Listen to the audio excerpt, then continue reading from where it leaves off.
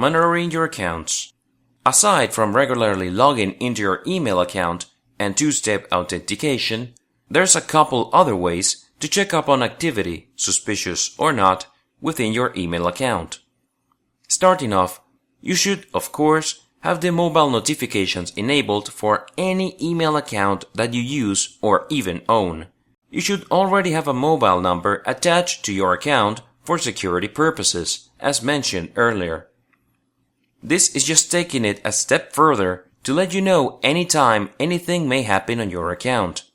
Oftentimes, this is located in the settings page of any email service provider that actually supports it. Another thing to keep in mind.